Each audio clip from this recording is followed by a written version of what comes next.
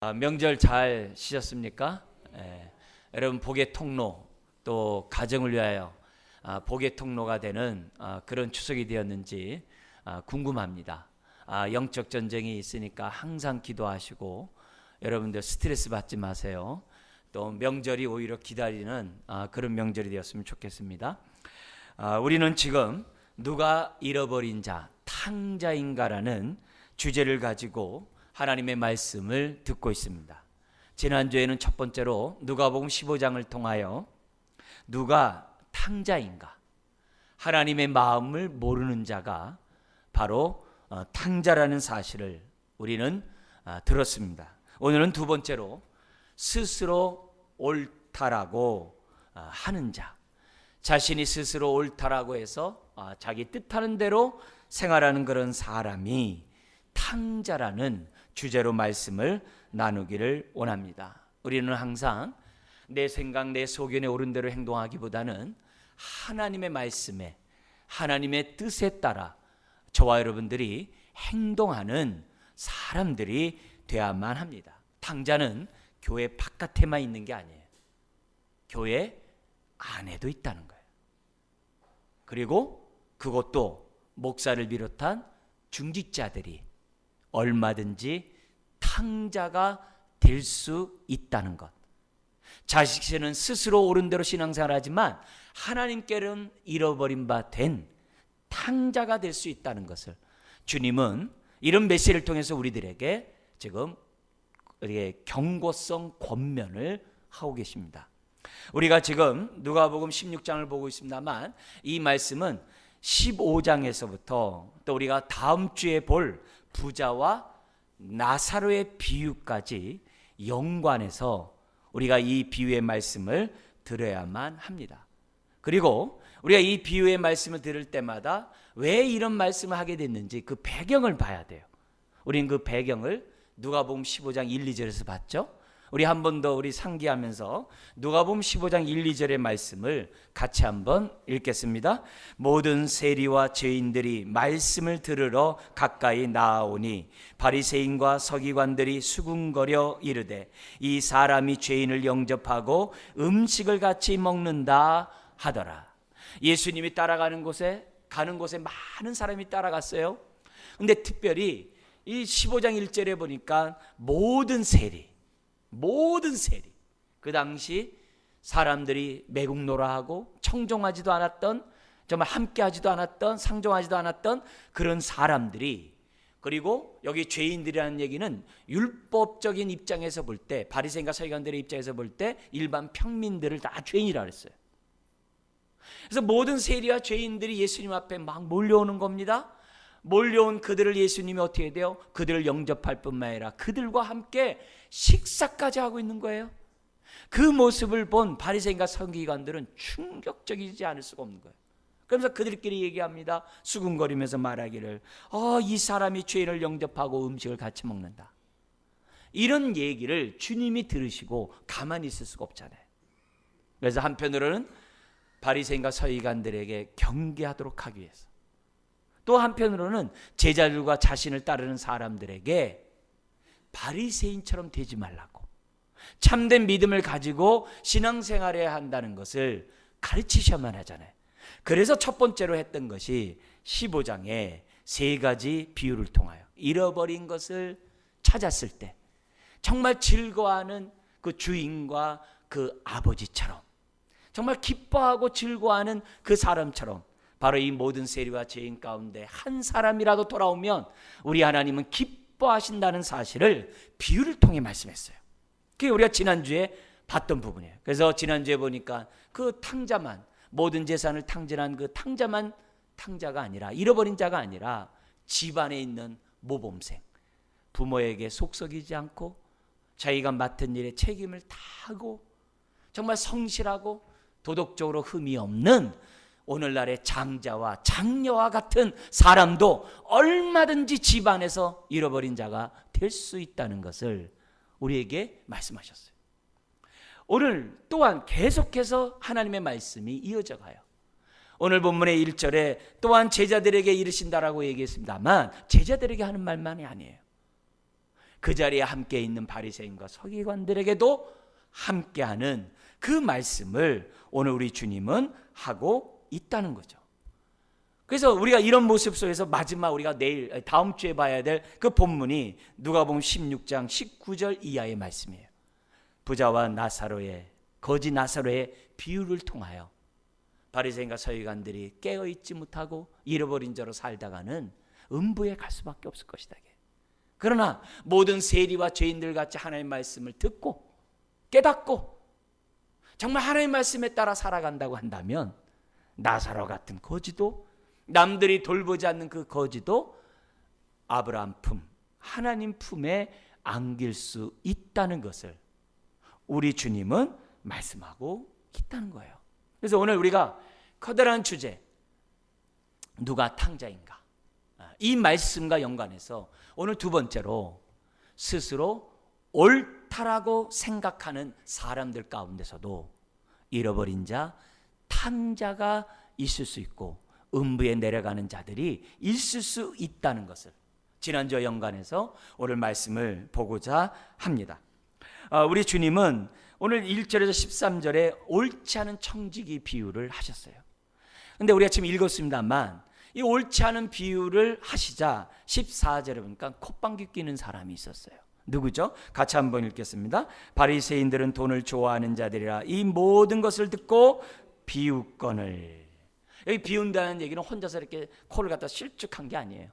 사람들이 다 볼 수 있도록. 이 강조되는 단어예요.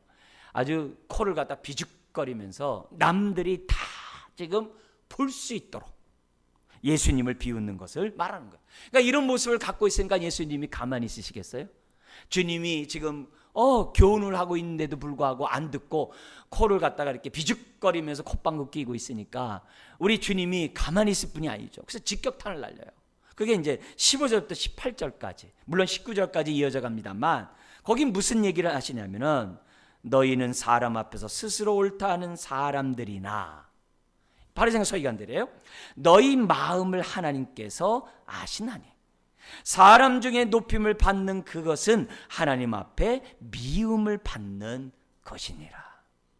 겉으로 볼 때는 바리새인과 서기관들 흠이 없어요. 도덕적으로, 윤리적으로 남들 볼 때 본이 되고 존경을 받는 사람이에요. 그러나 중심을 보시는 하나님이 그들을 봤을 때 그들의 마음은 어떻게 돼요?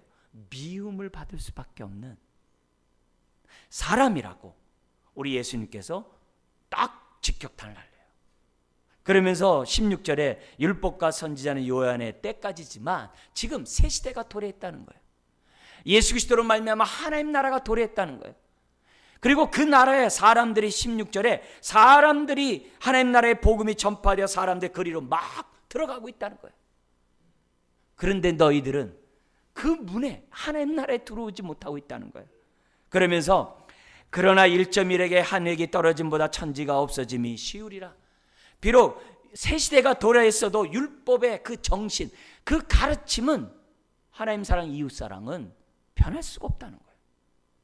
그런데 너희는 그 율법을 아전인수격으로 해석해서 자신의 유익을 위하여 유익이 되는 대로 해석을 남용을 해가지고 너희들의 삶이 엉망이구나 하면서 그 한 예가 18절이에요.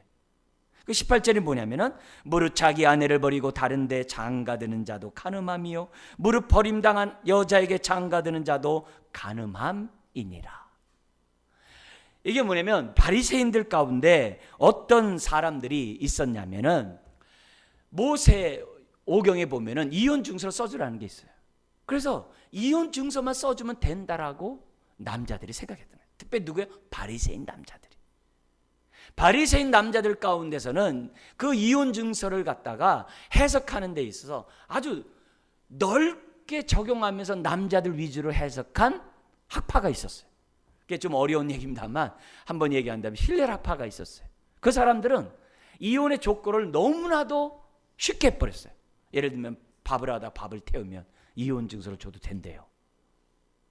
부인이 남편에게 못되게 행동하면 이혼 증서 써도 되고, 소리가 반 밖으로 나가도 이혼 증서 써도 되고, 여러 가지 정말 말 같지 않은 조항을 가지고 정말 여성의 인권에 대해서는 생각지 않고 권익에 대해서 생각지 아니하고 남성 위주로 바리새인들 가운데 많은 사람들이 율법을 아전인수격으로 해석하는 사람들이 있었던 거예요. 그래서 그런 사람들의 만행 가운데 하나가 이혼증서 써주면 되지. 그리고 다른 사람에게 장가를 갚아버리는 거예요. 거기에 대해서 우리 주님 뭐라 하는 거예요?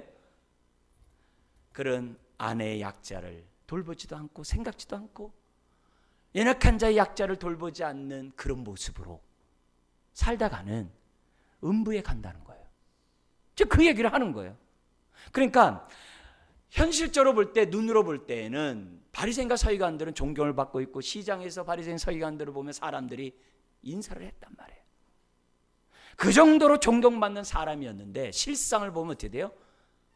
역전이 될 수 있다는 것이 지금 주님의 가르침이에요. 바리새인과 서기관들은 자신이 아브라함의 자손으로 하나님 품에 안기는 것에서는 조금도 의심하지 않았어요.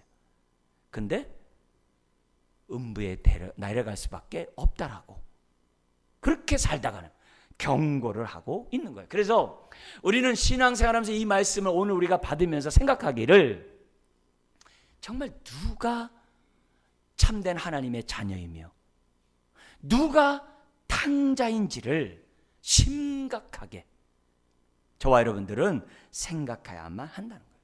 오늘날 스스로 옳다라고 생각하며 사는 사람들이 얼마나 많아요. 교회 안에서도 스스로 옳다 하면서 섬기는 사람들이 얼마나 많아요. 그러나 그런 사람들 가운데 목사인 저로부터 시작해서 얼마든지 정말 하나님의 뜻을 왜곡시키고 얼마든지 잃어버린 자처럼 살 수 있다는 거예요. 물론 지옥에 가지 않을 수 있겠죠. 일시적인 탕자처럼 우리 15장에 나오는 둘째 아들처럼 일시적으로 탕자처럼 살다가 정말 불 가운데 부끄러운 구원을 받을 수 있는 삶을 사는 사람들이 목사를 비롯한 저를 비롯해서 여러분들도 있을 수 있다는 거예요. 그래서 이 메시지를 통해서 우리는 주님이 우리들에게 주시는 말씀에 잘 귀 기울이고 우리가 주여 주여 했다가 하나님이 내가 너 모르겠다라고 하는 그 말을 듣거나 주여 주여 한다고 했다가 인생 다 허비했다가 마지막에 회개하고 주님 앞에 돌아온다면 이 얼마나 부끄럽냐 이게. 그러지 말자 이게. 자, 그렇다면 무엇이 잘못되었기에 이 바리새인과 같은 사람들은 정말 어떤 면이 잘못되었기에 그들은 탕자로서 정말 살고 있는가? 왜 음부로 내려갔는가? 그 이유들을 오늘 우리가 말씀을 통해서 살펴보잖아요. 특별히 비유의 말씀을 통해 우리가 살펴보자는 겁니다. 자, 1절 13절 나오는 비유의 내용은 이렇습니다. 1, 2절에 어떤 부자에게 청지기가 있었어요. 재정관리자가 있었어요. 근데 주인이 들어보니까 이 사람이 주인의 재정을 갖다가 재산을 갖다 낭비한다라고 하는 그 소문이 들리는 거예요. 그래서 주인이 그 사람에게 말합니다. 지금 빨리 장부 정리하고 나에게 넘겨라. 내가 더 이상 너에게 재정관리를 맡길 수 없다. 이런 얘기를 합니다. 그러자 3절에서 7절에 보니까 그 청지기가 그 말을 듣자 졸지에 실직자가 되니까 앞이 캄캄한 겁니다. 여기서 나온 것처럼 땅을 파자니 힘이 없고 빌어먹자니 참 부끄럽구나. 그래도 그 당시에 청직이라고 한다면 소작인보다는 높은 삶을 살고 있는 사람이었거든요. 왜냐하면 재정관리자이니까. 그런 모습 속에서 이 사람이 꾀를 냅니다. 어떻게 살지? 그러면서 하는 얘기가 그 꾀가 뭐냐면 주인에게 빚을 진 사람들의 빚을 일부 탕감해 준다고 한다면 내가 실직되었을 때 그 탕감받은 사람이 나를 후대할 것이다. 나를 대접할 것이다. 그렇게 생각해서 장꾀를 부려서 사람들을 갖다가 오라고 합니다. 그래서 5절 이하에 보니까는 빚진 자들이 일일이 불러가지고 그들에게 말합니다. 당신은 주인에게 얼마나 빚을 졌습니까? 이렇게 묻는 거예요. 그러니까 이 빚을 진 사람들은 아직 이 사람이 지금 어떻게 돼요? 곧 실직할 사람이라는 것을 모르는 거예요. 모르는 거예요. 이 사람은 뭐냐면 전수조사 하듯이 주인의 빚이 얼마인지를 잘 이렇게 장부 정리하고 주인에게 넘겨주는 것으로 주인을 생각하고 빚진 사람은 이 사람이 곧 그만둘 것이라는 것을 모르는 거예요. 그러니까 한 사람이 말합니다. 기름 100마리입니다. 항상 이 비유에 보면은 사람들에게 주의를 집중하기 위해서 숫자가 이렇게 과장된 것들이 많아요. 여기서도 말합니다. 100마리입니다. 100마리, 기름 100마리는 어느 정도냐면 올리브 나무로 150굴에서 나오는 기름이에요. 그리고 그것을 환상한 그 사람의 그 글을 보면은 3년치의 품삯이라고 합니다. 3년치의 품삯에 해당되는 양이에요. 그게 이제 100마리예요. 그러니까 굉장히 많은 거죠. 그리고 그 당시에 여러 가지 이런 이 거래의 글이 남아가지고 그 당시 예수님 당시에 그 거래에 대한 이 빚에 대한 그런 글이 있어서 발견된 것이 있는데 그 당시에 이렇게 했다고 그래요. 농사 짓는 것이나 기후 이런 변화 때문에 농사가 항상 올해같이 된다는 보장이 없었다는 거예요. 그래서 내년에 농사를 졌을 때 그 농사가 잘못될 수 있다는 것을 항상 염두에 뒀다고 합니다. 특별히 올리브 기름 같은 경우는 농사를 소출할 때 실패할 확률이 근 30-40%가 있었다고 그래요. 그래서 사람들이 자기의 본전을 찾기 위해서 이자를 갖다가 항상 100%를 높여가지고, 그러니까 고리대금이죠. 그죠? 지금은 선이자를 떼고 주지만 옛날에는 이게 뭐냐면 나중에 이자를 받는데 100%를 해가지고 지금 뭐냐면 이자를 갖다 매겼다고 하는 거예요. 그러니까 이 불의한 청지기는 지금 어떻게 한 거예요? 주인에게 지금 손해를 끼치는 게 아니에요. 주인의 재산에게 해를 준 게 아니에요. 고리 대금의 그 이유를 갖다가 지금 뭐 하는 거예요? 감면해 주고 있는 거예요. 감면해 주고 있는 거예요. 뿐만이 아니라 또 한 사람의 7절에 말합니다. 당신은 얼마 빚졌습니까? 밀백석입니다. 여러분, 밀백석이라는 것은 지금으로 말하면 12만 평에서 지금 어떻게 돼요? 얻는 그런 양과 같아요. 그리고 그 당시에 이 여기 나오는 이 백석의 양은 10년의 품삯과 같은 양이라고 그래요. 그러니까 굉장히 많은 양이죠. 근데 그 사람에게는 50이라고 쓰지 않고 뭐라고 그러냐면 80이라고 쓰라고 그랬어요. 80석. 그 당시에 그래도 이게 나와 있다고 그래요. 올리브는 100%인데 이 밀 같은 경우에도 역시 20%를 갖다가 증세를 해가지고 사람들에게 어떻게 돼요?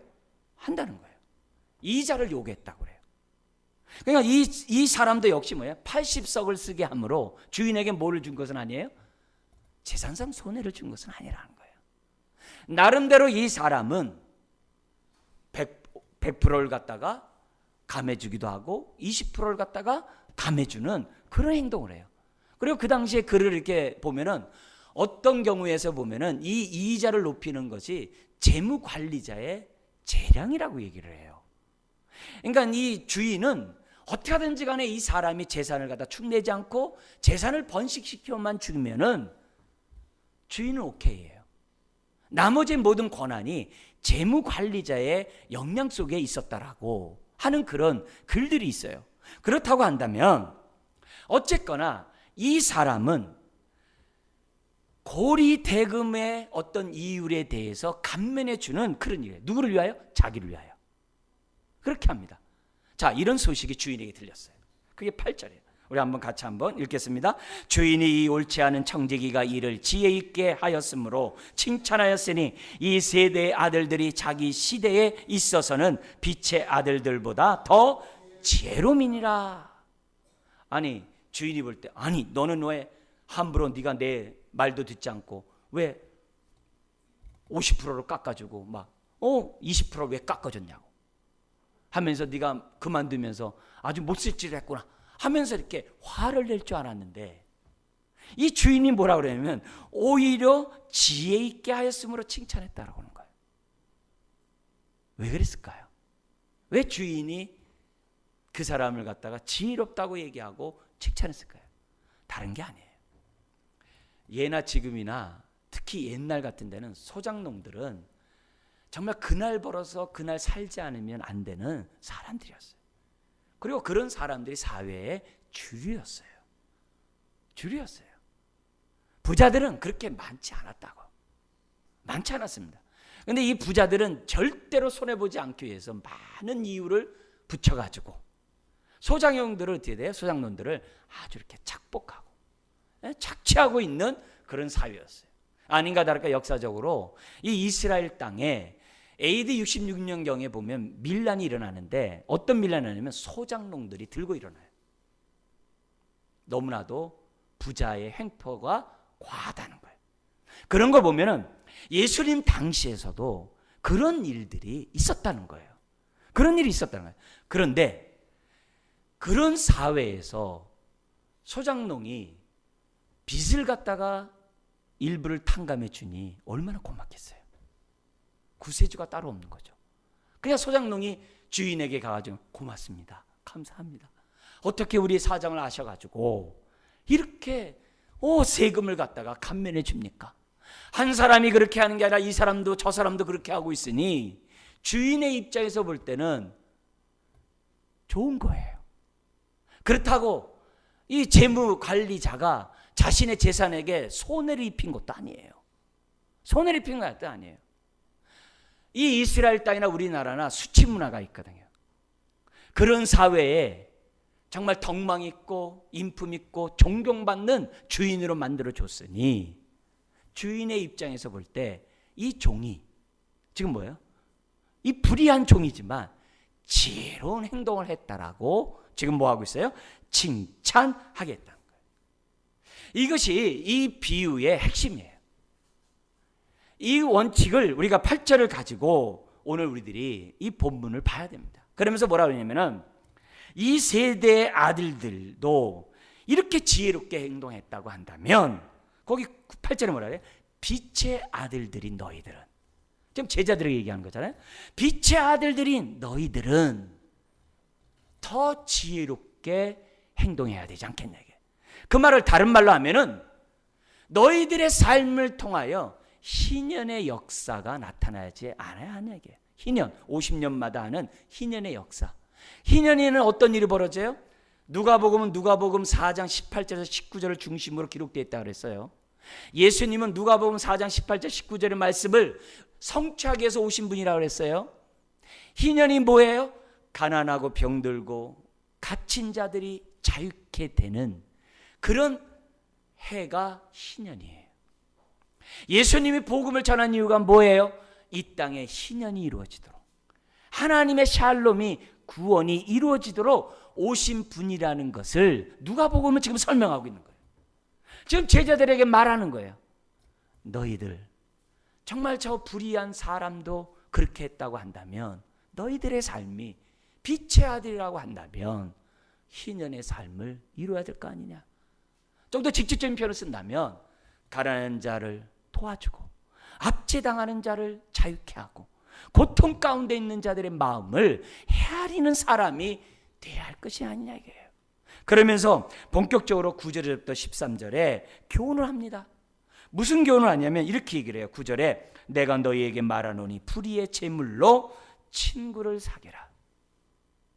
그리하면 그 재물이 없어질 때 그들이 너희를 영주할 처소로 영접하리라. 여기서 불의한 재물이라는 것은 정함이 없는 재물, 세상의 재물을 일컫는 말이에요. 세상의 재물. 요 똑같은 말이 디모데전서 6장 17절에 19절에는 이렇게 기록되어 있어요. 한번 들어보세요. 너희는 이 세대의 부한 자들에게 말하라. 마음을 높이지 말고 정함이 없는 재물에 소망을 두지 말고 모든 것을 후히 공급해 주시고 누리게 하시는 하나님께 소망을 두게 하라. 선한 일을 행하여 선한 사업에 부하고 나눠주기를 좋아하도록 하게 하라. 그리고 가난한 자들을 동정하는 사람이 되도록 가르치라고 되어 있어요. 그 말씀과 오늘 본문은 일맥상통한 거예요. 자, 여기서 친구를 사귀라는 얘기는 돈이 없어도 친구는 남는다 그런 개념이 아니라, 재물로 친구를 사귀라는 말은 우리 마태복음 24장 25장에 우리 주님이 하신 말씀과 연관해서 해석을 해야 돼요. 즉 가난한 자에게 한 것이 곧 나에게 한 것이다. 소자에게 물 한 그릇을 준 것이 곧 나에게 한 것이다. 소장농 고통당하는 사람들에게 선을 베푼 그것이 곧 나에게 한 것이다라고 하는 그런 말씀으로 해석을 해야 돼요. 그래서 여기 세상의 재물로 사람들을 자유케 하고 세상의 재물로 하나님의 이름을 높이고 하나님이 선한 하나님이라는 것을 너의 삶을 통해 보여줄 것을 우리 주님이 지금 말씀하고 있는 거예요. 그러면서 뭐냐면 너희들이 만약 이렇게 정말 세상의 재물을 잘 사용한다면 10절부터 12절에 축복이 있다는 거예요. 어떤 축복입니까?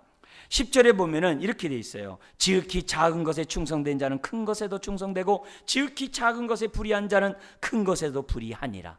여기서 먼저 1차적으로 작은 것은 뭐예요? 세상의 것들을 말해요. 특별히 세상에 있는 재물을 말해요. 그러면 큰 것은 뭘 얘기해요? 하늘에 있는 것을 말해요. 하늘에 있는 것, 영적인 것을 말해요. 이 영적인 것은 어떤 것이냐? 11절에 보면은 참된 것으로 얘기하고 있어요. 세상의 것은 불의한 것이고 거짓된 것이지만 하늘의 것, 영적인 것은 참된 것이라는 거예요. 그래서 세상 것에 충성된 사람, 다시 말하면 물질을 하나님의 뜻대로 사용하는 사람은 하나님이 어떻게 해야 돼요? 그건 작은 것이에요. 하늘의 큰 것으로 내가 너희에게 맡겨주겠다는 거예요. 우리가 이 땅에 살아가면서 우리 영적인 삶이 있잖아요. 복음과 하나님 나라를 위한 기쁨과 우리의 은사가 있잖아요. 그런 놀라운 것으로, 큰 것으로 하나님의 신령한 은사와 기쁨과 축복으로 우리의 삶을 맡겨주겠다는 거예요. 우리에게 주시겠다는 거예요. 그 얘기예요. 그래서 지극히 작은 것에 충성된 자는 큰 것에게 충성되고 지극히 작은 것에 불의한 자는 큰 것에 불의하니 너희가 만일 불의한 재물에도 충성하지 아니하면 너희가 갖고 있는 모든 것, 특별히 재물, 이런 것들에 대해서 하나님의 뜻대로 살지 않으면 어떻게 내가 참된 것, 하늘의 것, 영적인 것을 너희에게 맡길 수 있겠느냐 이게. 없다 이게. 그러면서 무슨 얘기하냐면 13절에 집 하인은 종은 두 주인을 섬길 수 없다. 당연하죠. 그러면서 뭐라 하냐면 우리는 재물을 섬길 것이 아니라 하나님만 의지하고 하나님만 섬겨야 한다. 재물의 종이 되어서는 안 된다. 재물은 하나님의 뜻대로 사용해야 한다는 것이 이 비유의 핵심입니다. 여러분, 이 비유를 통해서 우리는 어떤 교훈을 들어야 됩니까? 정말 우리가 어떤 말씀을 들어야 됩니까? 잘못 들으면 저와 여러분들이 스스로 옳다라고 신앙생활을 하면서 음부에 갈 수 있어요. 지옥에 떨어질 수 있는 사람이 될 수 있다는 거예요. 그러면 어떤 부분에서 우리가 조심해야 돼요? 우리 두 가지 관점에서 우선 봐야 돼요. 먼저 바리새인 입장에서 본문을 보고 그 다음에 제자들에게 하신 말씀이니까 제자들에게 하신 말씀을 보면서 우리들이 정말 잘못 청직의 삶을 살아가므로 우리가 바리새인처럼 되지 않도록 정말 우리가 경고성 이 권면을 잘 받아야 된다고 봅니다. 먼저 바리새인의 입장에서 보면은 어떤 얘기를 하냐면 이겁니다. 14절에 바리새인은 돈을 좋아하는 사람이라고 했어요. 돈을 가지고 탕감해주고 그 돈을 가지고 어떻게 번 돈인데 내가 이걸 갖다가 막 소장농을 위해서 가난한 사람을 위해서 막 양보를 해? 말 같지 않은 소리 하지 말라. 그래서 콧방귀를 뀌고 있는 그 바리새인들은 이 비유를 어떻게 들어야 되는 거예요? 바리새인들아, 너희들은 이 불의한 청지기의 지혜를 본받으라는 거예요. 불의한 청지기의 지혜를 본받아야 해요. 불의한 청지기도 지혜를 발휘해가지고 자기 미래를 생각하고 있는데 너희는 지혜롭다라고 하면서 스스로 옳다라고 하는 이 지혜로운 너희들은 왜 미래를 준비하지 않냐 이게. 미래. 그렇게 살다가는 음부로 간다는 거예요. 영원한 거처 음부로 간다는 거예요. 그 얘기를 지금 뭐예요? 우리 주님이 바리새인들에게 지금 경고하는 거예요. 너의 살 길을 찾으라 이게. 이 불의한 사람도 그의 살 길을 찾는데 하물며 너희는 왜 찾지 않냐? 무조건 고집 부리면서 스스로 옳다 하면서 말씀에 귀를 닫지 말고 내가 지금 너에게 하는 말을 잘 들으라. 우리 사사기도 이런 말씀 있잖아요. 사사기에 이스라엘 백성이 그렇게 불의를 행해요. 그 결론이 나오잖아요. 자기 소견에 옳은 대로 행함이라. 근데 소견대로 옳은 대로 행하는 그 이유가 사사기 2장 10절에 딱 답이 딱 나와 있어요. 하나님을 인격적으로 만나지 못했기 때문이다. 딱 그렇게 돼 있어요. 하나님을 인격적으로 알지 못했기 때문에 자기 소견에 옳은 대로 산다는 거예요. 지금 바리새인 서기관들이 왜 이렇게 사느냐? 왜 자기 소견에 옳은 대로 사느냐? 하나님을 인격적으로 만나지 못한 거예요. 지금 그 얘기하는 거예요. 그래서 너희가 돌이키지 않으면 부자같이 음부에 들어갈 수 있고, 탕자의 형처럼 아버지의 마음을 속상하게 하면서, 정말 아들 보고 지금 동생이 들어왔으니까 우리 같이 즐거워하자라고 문 밖에서 자꾸 큰형을 갖다가 설득하고 있는 그 아버지의 같은 그 아픈 마음을, 아버지의 아픈 마음을 줄 수 있는 사람이 된다는 거죠. 그러면 왜 바리새인들이 돈을 좋아하게 됐을까요? 그들의 신앙이 잘못됐기 때문에 그래요. 그들의 신앙은 어떤 신앙이었냐면 하나님을 잘 섬기면 부자가 될 것으로 생각을 했어요. 율법대로 이렇게 잘 지키고 율법대로 살면 하나님이 물질의 복을 주리라고 그들은 생각을 했어요. 물론 하나님은 뭐예요? 물질을 따라오게 하십니다. 그런데 하나님만 잘 섬기면 돈이 많아진다, 이 정비례한다라고 생각하는 게 제정신입니까? 그러면 예수님과 제자들은 아주 상그지로 살았는데 그러면 하늘의 복을 못 받은 것이 됩니까? 그건 아니죠. 그건 아니죠. 잘못된 거죠. 그런데 이들은 어떻게 돼요? 바리새인이 됨으로 인해서 그들에게 어떻게 돼요? 어느 정도 자신의 삶들은 지금 뭐냐면 바리새인들은 그래도 중상층 이상이에요. 소장농과 달라요. 소장농과 달라요. 중상층 이상인데 그들이 돈을 불려나가는 방법이 착취를 통해서 지금 뭐예요? 돈을 불려가고 있는 거거든요. 그러면서 자신들은 어떻게 돼요? 하나님이 복 주었다라고 착각하고 있는 거예요. 지금 이런 자들에게 우리 주님이 뭐예요? 지금 직격탄을 날리고 있는 거거든요. 그게 아니라는 거죠. 여러분, 이 바리새인과 서기관들이 얼마나 하나님으로부터 멀었는지는 다른 거 보지 않아도 분명히 알 수 있는 게 뭐예요? 그가 뭐예요? 돈을 섬기고 있고, 돈을 좋아한다는 얘기는 돈을 따라간다는 얘기 아니에요. 돈의 총이 되었다는 걸 보면 이들이야말로 탕자라는 것을 우리는 금방 알 수 있는 내용이에요. 그렇다고 한다면 오늘 지금 저와 여러분들이 이 바리새인에게 경고한 이 메시지를 보면서 오늘 내 모습을 봐야 돼요. 혹시 나는 내가 예를 들어서 부자면 하나님을 잘못 섬겨서 내가 부자가 됐다, 그렇게 생각하는 분 있어요? 아니면 또 반대로 내가 이렇게 가난한 게 하나님을 잘못 섬겨서 가난했다라고 생각하는 분이 계세요? 다 그거는 하나님의 마음을 아프게 하는 마음이에요. 그거는 바른 신앙이 아니에요. 바른 신앙이 아니에요. 물질을 가지고서 함부로 논할 수 있는 그런 것들은 우리들이 뭐예요? 올바른 신앙이 아니에요. 만약에 근데 그것 때문에 스트레스 받고 있고 그것 때문에 내가 우겨싸임을 당하고 있다면은 오늘 이 메시지를 통해서 올바른 생각을 가지라는 거예요. 바리새인과 서기관 같이 잘못된 생각을 갖지 말라는 거예요. 자, 그러면서 지금 이제 제자 입장에서 오늘 본문을 보겠어요. 그러면서 이 제자들이 하는 말이 뭐냐면은 너희들은 뭐예요? 올바른 청지기가 되라는 거예요. 그렇지 않으면 너희도 모르는 사이에 저 바리새인처럼 될 수가 있으니까. 왜냐면 그 당시 바리새인은 사람들의 본이었거든요. 로망이었거든요. 그들을 닮지 말라는 거예요. 너희들은 진정한 참된 청지기가 돼야 할 것을 지금 이 본문이 교훈하고 있어요. 그래서 우리가 짤막하게 간단하게 정말 어떤 청지기가 참된 선한 청지기인지를 주님의 가르침을 통해서 우리가 결론적인 부분만 우리 짧게 우리 네 가지로 좀 잠깐 정리하도록 하겠어요. 첫 번째는 1절에 있어요. 같이 한번 읽겠습니다. 또한 제자들에게 이르시되 어떤 부자에게 청지기가 있는데 그가 주인의 소유를 낭비한다는 말이 그 주인에게 들린지라. 여러분, 우리가 기본적으로 우리의 신앙생활의 기본적인 정상적인 생각은 내가 청지기 의식을 가지고 살아간다는 거죠. 신앙생활은 청지기의 삶이에요.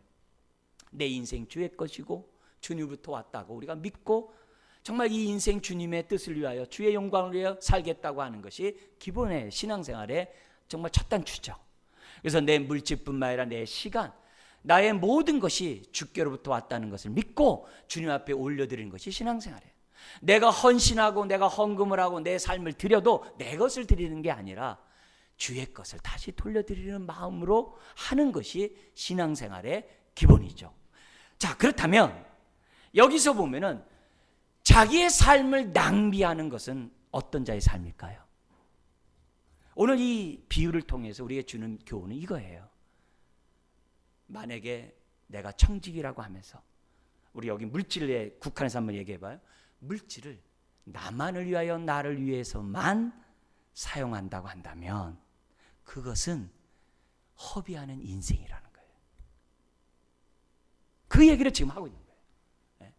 지금 결론으로 얘기해서 여러분들이 좀 저거 혼란스러울 수 있겠습니다만, 그러나 우리가 분명히 지금 제자들에게 하시는, 그리고 우리들에게 하시는 말씀은 다른 게 아니에요. 참된 성직인은 허비하는 삶을 살지 않다는 거예요. 즉 자기를 위하여 살지 않는다라고 우리들에게 말씀하고 있어요. 만약에 우리가 나의 물질을 나만을 위해 사용한다면 나도 모르는 사이에 어느 순간에 재물을 좋아해서 재물을 따르는 종이 될 수 있다는 거예요. 두 번째는 9절에 있어요.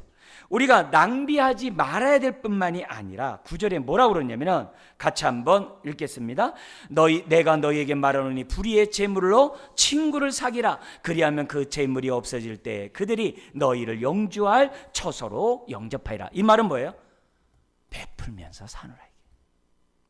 재물을 나를 위해서 쓰다가 낭비하지 말 뿐만이 아니라 정말 베풀 수 있는 신연의 삶을 살 수 있는 하나님의 백성다운 삶의 모습을 살라는 거예요. 그래야 하나님 나라가 확장되고, 그래야 하나님의 이름이 높임을 받잖아요. 불의한 자가 자기를 위하여 탕감해졌는데 주인이 존경을 받았잖아요. 하물며 빛의 아들인 우리들의 재물을 통하여 하나님이 영광을 받아야 되지 않겠냐 이게. 그런 의미에서 우리가 교회에서 우리가 해외 입양도 하고, 교회에서 우리가 또한 여러 가지 물질의 나눔들을 하고, 이렇게 하는 이유가 뭐예요? 하나님을 보여주기 위함이죠. 만약에 내 물질을 통해 하나님을 보여주지 않으면 나도 모르는 사이에 뭐가 될 수 있다는 거예요? 바리새인처럼 재물의 종이 될 수 있다는 거예요. 이혼의 문제도 아까 뭐라 그랬어요? 약자를 보호하지 않는 그런 삶을 살면서 자신의 정욕만 정말 추구하고 있다고 한다면 어찌 빛의 자녀라고 참된 청직이냐고 말할 수 있냐 이게.